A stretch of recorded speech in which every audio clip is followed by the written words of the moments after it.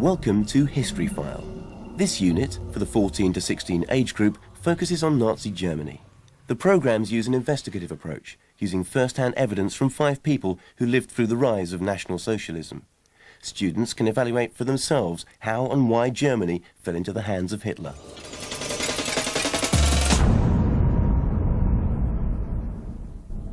Ja, jetzt gehen wir, glaube ich, noch mal an das andere Fenster und noch einmal Deutschland.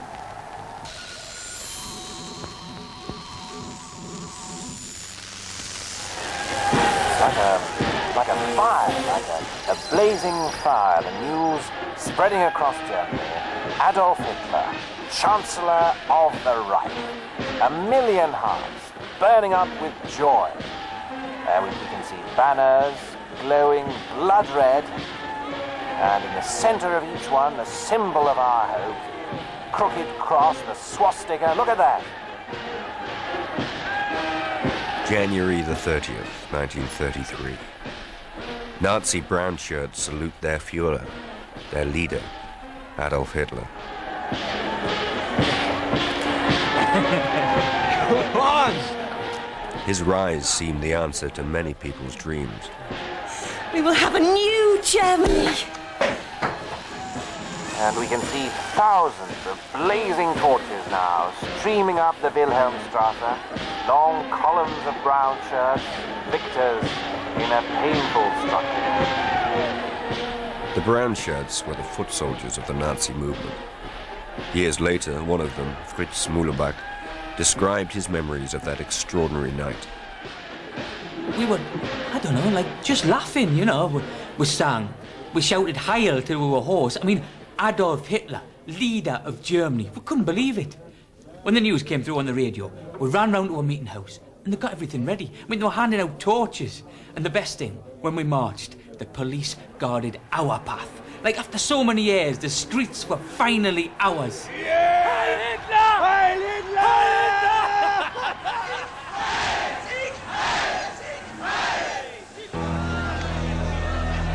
But not every German joined the brown shirts in their celebration that night. For they knew that now in power, the Nazis would allow no opposition. And all those that stood against them, Hitler had promised to destroy.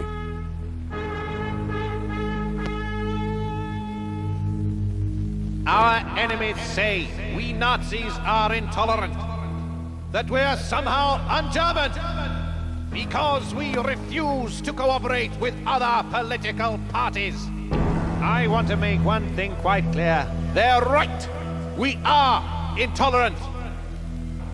And I have set myself one task, namely to drive those other parties out of Germany.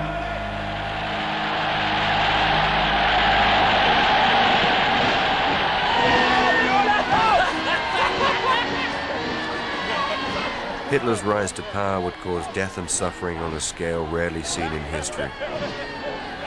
Yet on January the 30th, 1933, many millions of Germans welcomed Adolf Hitler as their savior. Why? Heil Hitler!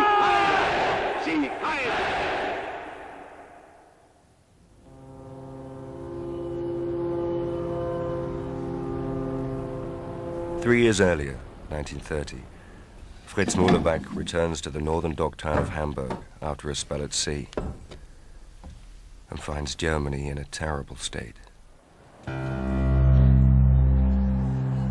There was no work to be had.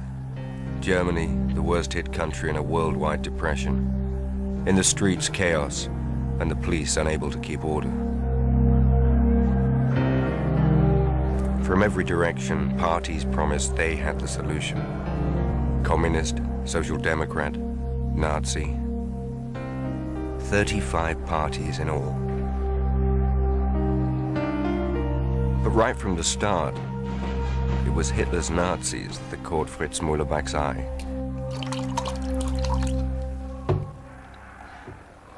They were like smarter than the other parties. The communists, social democrats. I mean, the Nazis had uniforms, and their boots were like jackboots, always shining. It's impressive. And then, one night, I'm down the docks, and I sees this fight. Well, this fella getting beaten up. So, I goes in to help him, gets myself a torn ear. It turns out he's this brown shirt. He says, well, why don't you come along, you know, to a meeting? That was how I got started.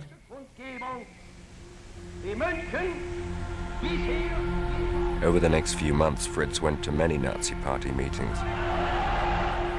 He heard speakers, he watched slideshows, he read pamphlets. And he shared a room with the brown shirt he'd rescued. From Werther, he learned why, according to the Nazis, Germany was in such a mess. He learned how, according to the Nazis, Germany would recover. Hey, I've got something for you. Have you ever read the Bible? The Bible? No. Well, you should. Here. My Struggle. Yeah, My Struggle. By Adolf Hitler. Well, it's my Bible anyway. 1924, Landsberg prison, he wrote that. They locked him up for speaking the truth, can you believe that? And in prison, he writes this. And now, I give it to you. So, enjoy. My Struggle, Mein Kampf. It's a mishmash of autobiography and history and racist venom. It covers everything from Hitler's blind hatred of the Jews to his love of boxing. But like no other source, it explains the roots of Nazism. And it dates the decline of Germany from 1918, the surrender that ended the First World War.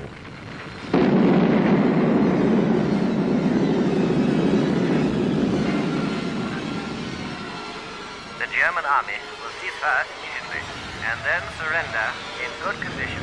5,000 field guns, 25,000 machine guns, 3,000 trench mortars, 1,700 cannons.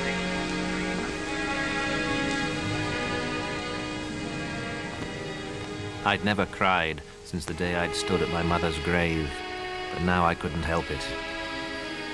Was it all in vain, the deaths of 2 million heroes? I dug my burning head into my pillow and wept.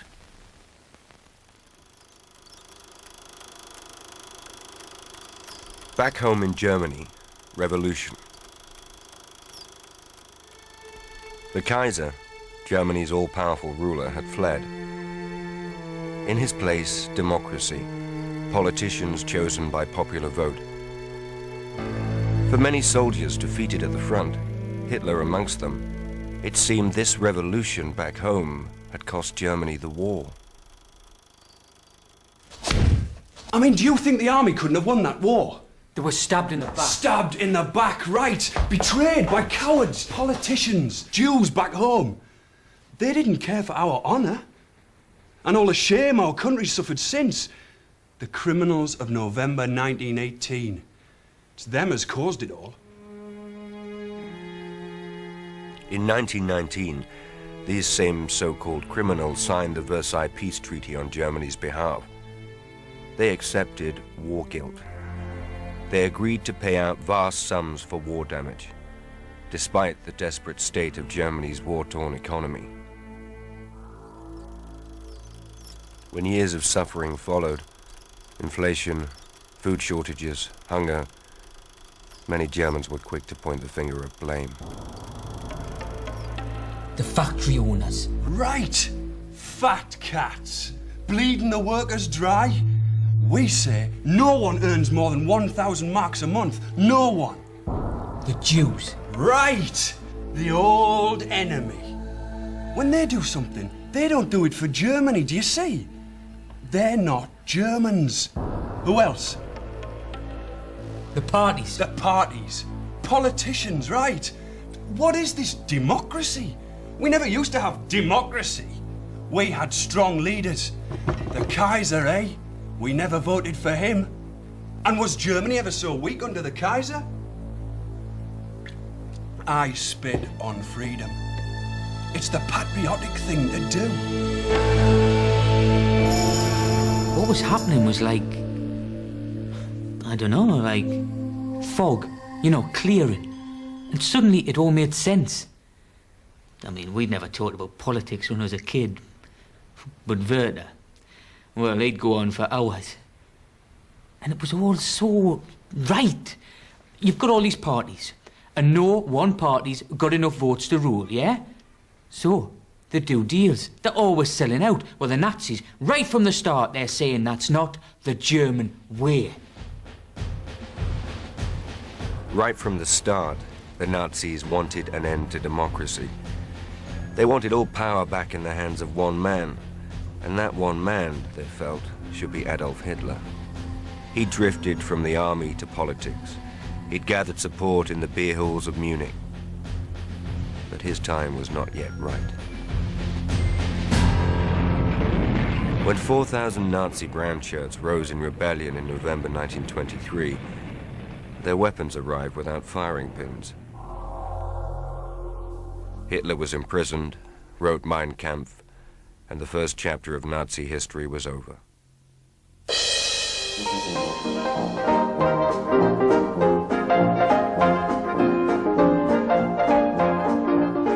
Germany in the late 1920s. Music, theatre, cinema, cabaret. Enormous energy eaten up seeking serious pleasure. These were the years Fritz spent at sea. Not that the good times were for working-class lads like him. Meanwhile, Hitler saw the nightclubs and found them shameful. He'd begun to see himself as some hero of old, his mission to slay the monster of democracy. Our public life today encourages this wallowing in pleasure. We must clean away this filth, this plague, and we must clean it away ruthlessly and without wavering. Hitler's problem was simply persuading Germans they needed some knight in shining armor. But then, on October the 24th, 1929, Wall Street crashed. The worldwide depression that followed hit Germany hardest of all.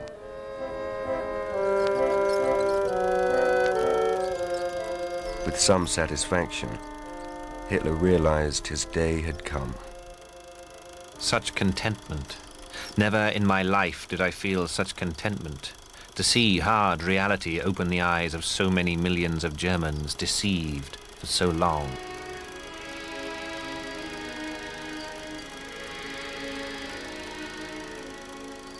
In 3 years, German production halved. Thousands of small businesses collapsed. Unemployment rose to 6.5 million. 17 million, a third of the population, was supported by the dole. I just got back from sea, laid off. It was terrible. You looked around at all that misery. Men just hanging around on street corners. Queues down the labour exchange, you thought, this is hopeless. I won't get a job. Those in work had had their wages cut. It was just depression everywhere. What is it? Horse. Just total depression. And it wasn't just the workers. I mean, those with money and savings, middle-class folk, you know, they were frightened they'd lose everything. Prices going up, banks closing their doors. And when they looked to the government to do something, nothing. Social Democrats have walked out of Parliament. They say they can't agree to cut the dole. How can we afford to pay every man the dole? It's nonsense. So we have a new government. Every day we have a new government. Who would have democracy when it makes us so weak?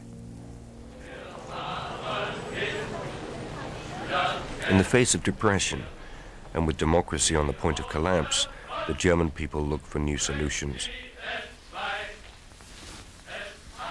In working-class areas where the poverty was worst, the communists attracted 6 million new members.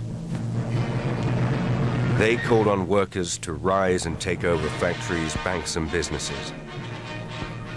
It had happened in Russia in 1917. The Russian middle classes, factory owners, bankers, landowners, had been wiped out or forced to flee abroad. Not surprisingly, most middle-class Germans saw communism as the worst threat of all. We'll keep it under our pillow. If the communists should come for us at night, well...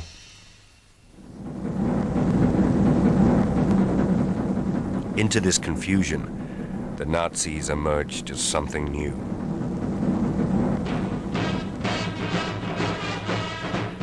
The years since prison had changed Adolf Hitler.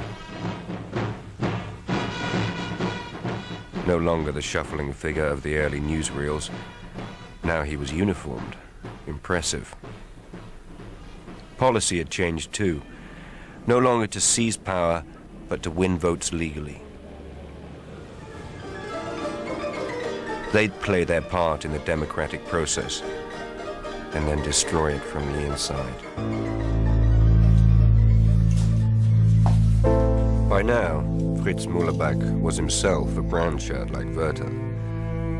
Their job was to hand out leaflets, spread the word, and, by whatever means available, fight the communists. I remember one communist rally. 100 of us brown shirts got in ordinary clothes. And for half an hour, we'd just sit there. And then someone slips a stick of cordite on the stove. Bam! Smoke everywhere. Windows shattered. So, we stand up. Put on our caps, swastika armlets, and give the salute. The Reds start shouting, running about the place like a load of rats on heat, making for the doors. So, we smash the chairs, like we'd been taught. And armed with the chair legs, we'd go for them. Do as much damage as you can before the police arrive. It was all quite deliberate. The Nazis wanted chaos in the streets. Chaos showed the failure of democracy. It made their solution more attractive. You wear it in public? Got one for you too, if you want it. They've no respect for the law, you know. They're just bullies. Yes. Well, at least they're not gutless. And if they're not afraid to take on the communists, we shouldn't be ashamed to say thank you. In 1928, Hitler polled just 800,000 votes. In 1930, he polled 6.5 million. The Nazis, from nowhere, were now the second largest party in the country. The grateful middle classes had much to do with it. But that doesn't explain Fritz Mullerbach. Working class, unemployed. He had nothing to fear from the communists. So, why?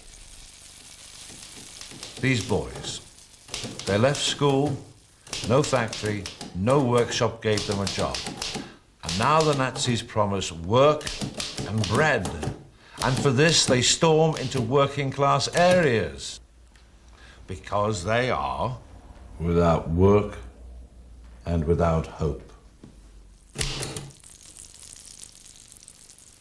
Fritz lived on 8 marks, 40 pfennigs a week unemployment benefit. 5 marks on rent, 1 mark on sausages bought from a stall outside the labor exchange, 2 on bread and basics, 10 pfennigs on insurance, paid to the party in case he got injured fighting communists, and 30 pfennigs on tobacco. And 90% of his troop were unemployed like him. But to say they joined the Nazis out of desperation, no work, no hope, that's only half the story. Straight up. I can't tell you how wonderful it feels. How wonderful it's always felt to wear this uniform. Being like a soldier of the Nazi movement. With this vision, you know, a man, a leader, lifting us out of the gutter. And going to meetings, everyone's like, together, all thinking the same. It's the most wonderful thing I'd ever experienced. And all because of Adolf Hitler. All because of what he offered us. What he could do for us. I mean, we just listened like... Wir wollen nicht liegen und wollen nicht schwindeln. Es kann niemand hier gegen mich aufstehen und zeugen, was ich je gesagt habe. Der Wiederaufstieg Deutschlands sei nur eine Frage von wenigen Tagen. Immer und immer wieder predige ich, der Wiederaufstieg der deutschen Nation ist die Frage der Wiedergewinnung der inneren Kraft und Gesundheit des deutschen Volkes. I mean, that message. The German people finding their inner strength once more. After all these years, Germany spat on by the Allies. Us feeling bad about the war, the shame of Versailles, and now this man says, come, Germans, join together, re-find your strength. I've never heard anything so beautiful. Wenn wir selbst dieses deutsche Volk emporführen durch eigene Arbeit, eigenen Trotz, eigene Beharrlichkeit, dann werden wir wieder emporsteigen, genau wie die Väter einst auch Deutschland nicht geschenkt erhielten, sondern selbst schaffen mussten.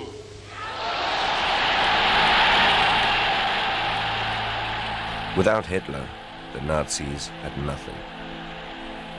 Their vision was of national revival through obedience to a strong leader. But only Hitler had skill and charisma enough to play this role of savior.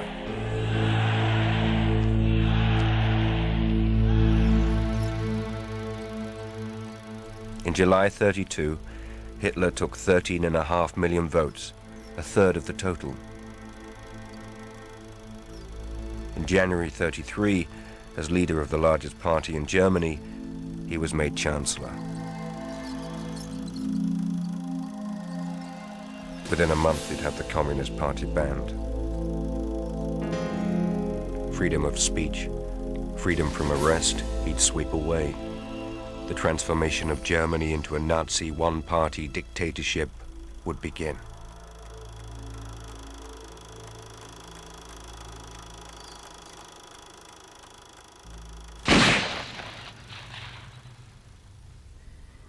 And if now we've got to do things that some people don't like, well, it seems to me you've got to take the rough with the smooth. Hitler was given us by God, that's what I think. And being part of him, following, no questions, that's the only way to get Germany out of the mess. No more nonsense, really do something. And that's what we're going to do.